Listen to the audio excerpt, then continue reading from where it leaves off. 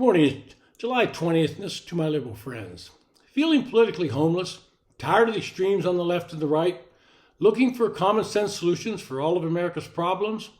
Well, these are the questions that are asked on the No Labels website. And they're legitimate questions, and ones that a lot of Americans are asking themselves today. They're staring at a strong possibility of a 2024 being a rematch between Joe Biden and Donald Trump.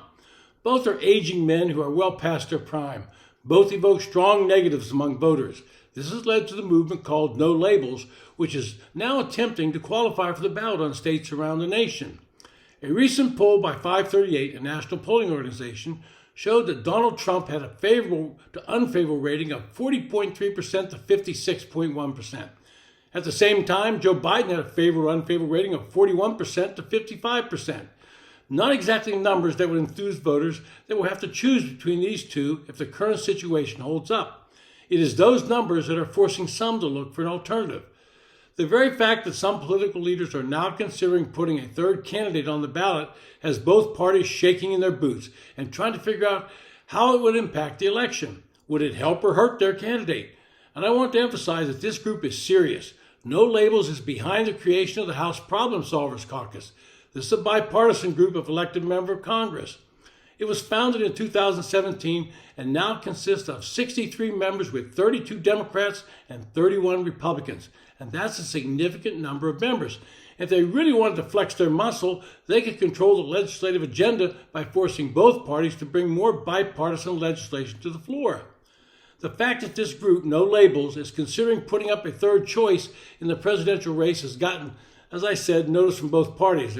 They're trying to calculate what's going to happen. No Labels has said that if a race between Trump and Biden, they will proceed. But if the race is between something other than those two, they would probably drop the effort.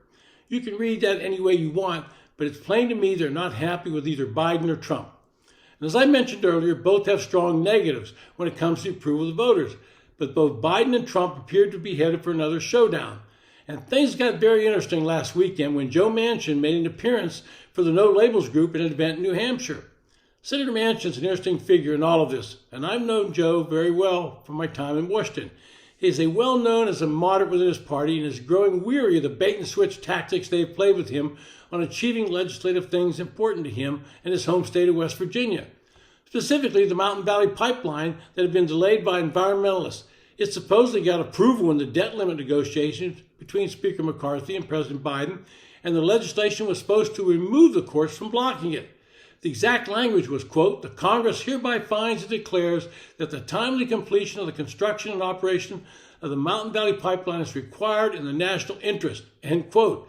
That section goes on to say that Congress ratifies and approves all permits and other approvals required for construction and initial operation of the Mountain Valley Pipeline.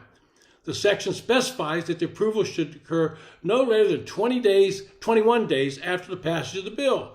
The bill goes on to say that no court would have jurisdiction to review the federal regulatory actions. So Joe Manchin is in limbo. West Virginia has become a ruby red state, and his polling numbers show him lagging far behind the current governor, Jim Justice, who's indicated he will run for the seat. And the environmentalists have gone to the court on the Mountain Valley Pipeline and got it blocked once again. And this means someone like Joe Manchin could pivot and run for the presidency on the No Labels ticket. He fits the bill for them to a T, and he could cause problems for both candidates.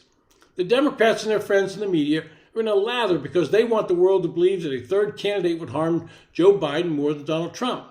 I'm not so sure they're correct. I think a Joe Manchin would pull votes from both candidates. But here's the real problem that keeps the Democrats up at night. If a third-party candidate will win some electoral votes, then it might keep one of the major party candidates from achieving the magic number of 270 electoral votes. If one candidate does not get to that number, then the Constitution says the election will be decided in the House of Representatives. That way, the way it works is each state has one vote, so the members of each state delegation will vote on the candidate they want to support. In this case, a candidate would need to get 26 votes in the House. At the present time, Republicans have a majority in 29 states to the Democrats' 20, with one delegation being tied, that being Minnesota. But if we look a little deeper, I can see both candidates worried about swing states that they hope to win being affected by someone like Manchin. Here's some of those states. Arizona, which Biden won by only 11,000 votes. Georgia, which went for Biden by a mere 12,000 votes. Nevada, which went to Biden by 33,000 votes. And North Carolina went for Trump by only 81,000 votes out of 5.5 million. Pennsylvania went for Biden by 80,000 out of almost 7 million.